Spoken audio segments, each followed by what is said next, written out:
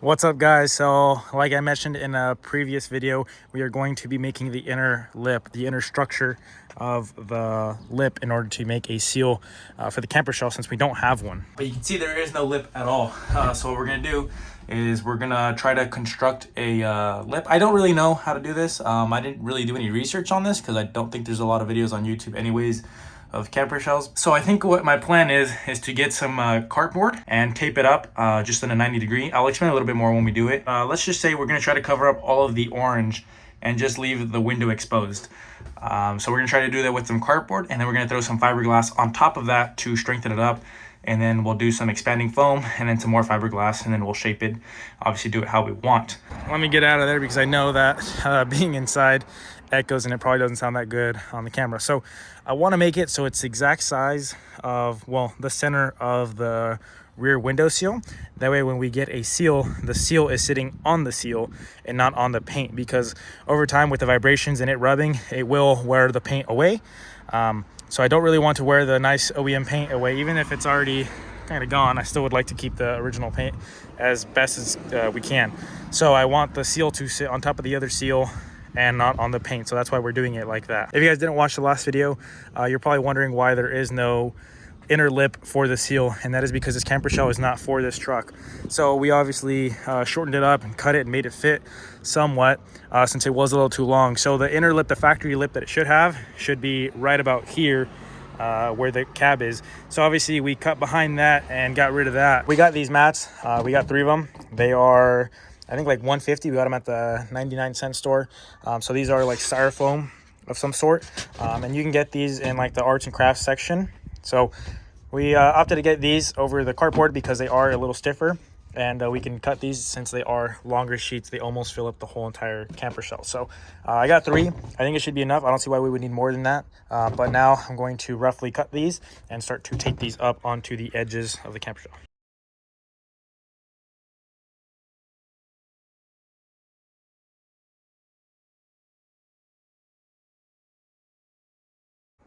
Now that we have these cut out, the little templates, we are going to just hot glue gun, I guess you can call it tack, in place, just to put a couple points of hot glue just to hold them in. Now, these are not here for support at all. These are just to simply build up the lip from scratch, and then we're going to use fiberglass on top to give it the strength. This is just so we have a build for the fiberglass to kind of take shape. So this is a very rough cut. Now we are going to have to come back and cut, and we might even have to cut into these and make the opening bigger or smaller. But like I said, this is just to get a rough idea.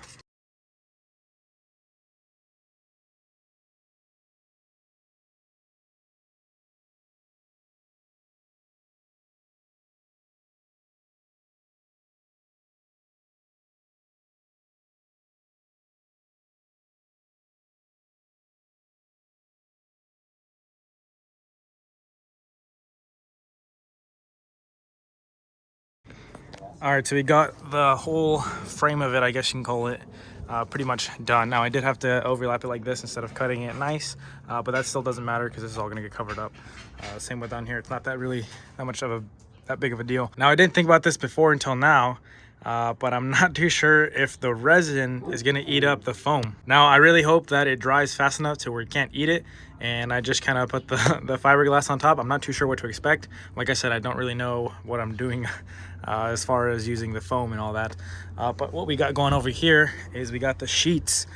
We got a couple of them, so we're gonna cut them to roughly the size that we need, and then we're going to just dab a little bit of the resin on here on the little lip, and then we'll be able to lay them on top and then throw some resin, and hopefully it'll harden up before it even gets to the foam, or at least a majority of it gets to the foam. So these right here are the fiberglass cloths that we got. Now we got 3 of these. It's probably overkill, but it's better to have more than not enough.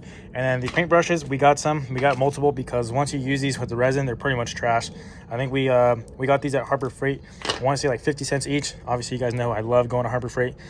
No sense in spending $2-3 bucks on a paintbrush when you're just gonna throw it away as soon as you're done.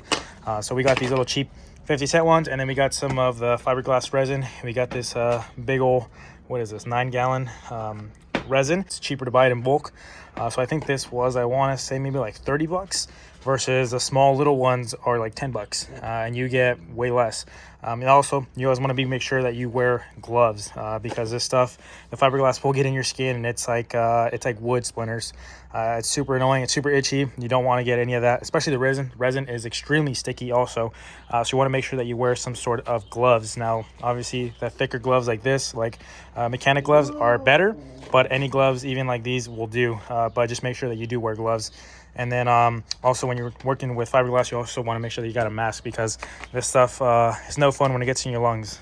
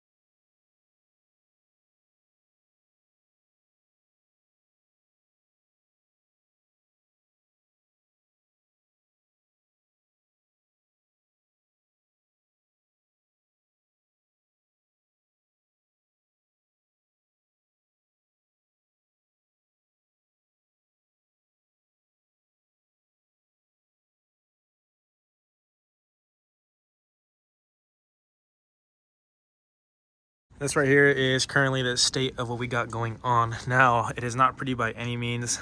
I'm not very good with fiberglass. I don't really do a lot of fiberglass work. So it's obviously very rough. Now, little edges like this, I could just cut with scissors. That's kind of what I've been doing. So you can see it's all hanging off the edges, kind of like that. But what I kind of think, and what I'm like, I'm gonna struggle to get it perfect, so I might as well leave it like this and then cut it with scissors where there is no resin, and then where there is resin, just come in with an angle grinder and just cut that, file it down. I think that's easier for me, at least. If you guys know how to do fiberglass work, and you guys have any tips for me or anyone watching the video, I'd recommend that you guys put it down in the comment section below. That way we can all learn from each other and kind of gain some knowledge. To make this short, what I did is I made this bottom one solid. You can see where these two foam pieces are together. So I made that solid, made the top solid, made the sides solid, and then I joined them together with this little cross section right here, a little cross section here, and then what I'm going to do now that this has dried, I'm going to come back and do another solid piece to overlap this little junction from here to overlap that one.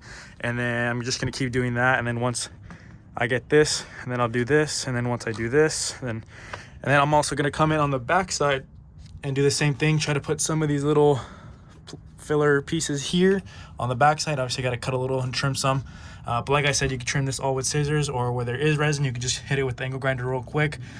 This is kind of what the back is looking like, so it's all nice and tucked.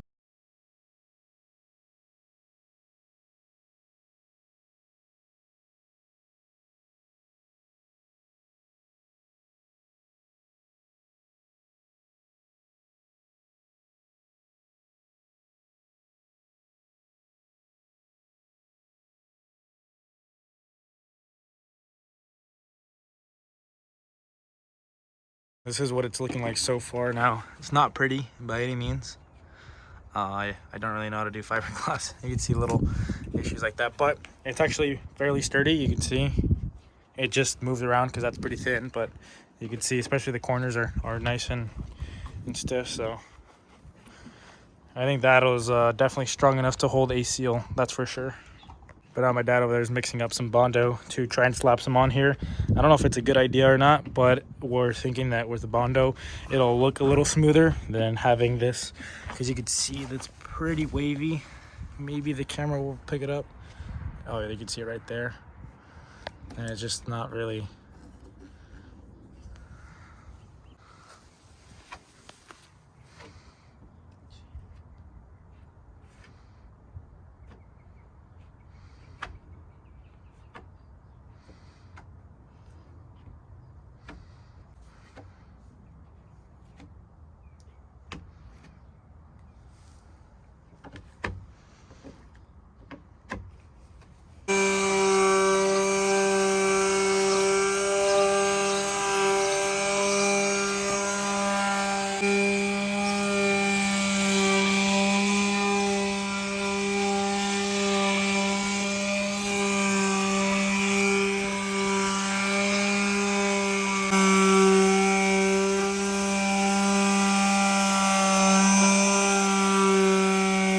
All right, so here it is, all nice and smooth. Well, at least we think it's smooth for the most part. So now what we're gonna do, same thing we did on the top over here. We're gonna get some black paint. Now this is for headers. This one is actually, it works a lot better than the other ones since it doesn't leave like an oily like residue like the other ones. And this one actually dries super fast. So what we're gonna do with this one is just mist some super light coats on there. That way we can sand it down and see if we have any low spots or any high spots, and then we can get all nice and straight. But other than that, it's pretty much done, and it's, you can see it right there. It's ready to get a seal made.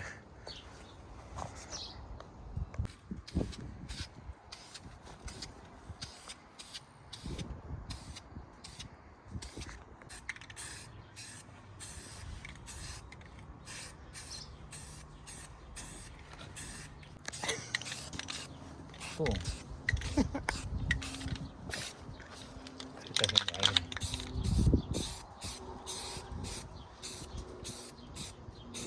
This guy's first day painting.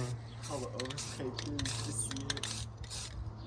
So here is the finish results. Now, keep in mind, me and my dad are not professionals by any means. We do not do body work. So considering we don't know much, and knowing what we do know, I think this came out pretty good. I do think there is some things we could have done a little better. For example, the styrofoam that we put in here, I think it's kind of weak, but now that there's body fill in there and we have the fiberglass, now it's a little sturdier. I don't think it's really going to go anywhere. It's definitely a lot better than what it was, and considering that there was no lip in here and we constructed this lip from nothing to this, I think it came out pretty dang good. So I'm pretty proud of our work that we did. Now in a separate video, I'll show you guys the windows and getting those all polished up. I'm still not sure if we're going to send them off to get polished or if we're going to polish them ourselves. Most likely going to polish them ourselves, but we'll see. And then we're also going to be doing a sliding ragtop. So keep an eye out for those videos. They should be out pretty soon, hopefully. And then we also have to paint it, but we want to get the ragtop in there installed, that we can cut the hole and get everything how we want it. That way we don't waste all the paint, because if there's a big old hole in the roof, then we really only need a little bit of paint just to paint this border and the sides. And then the inside, we're going to do a nice little black touch in there. So that'll be good. But I hope you guys did enjoy this little video. I know it's pretty long probably, but I hope you guys did enjoy it and possibly can learn something off of it. Like I said, we are not professionals by any means, but if you guys have any tips for me or anyone in the comment section, I would recommend that you guys put it down in the comment section. That way I can learn off of them, and everyone else viewing this video can learn off of it as well. That way we could all help each other out. I hope you guys enjoyed this video and hopefully found it useful. And with that being said, I'll catch you guys in the next one. Peace out, guys.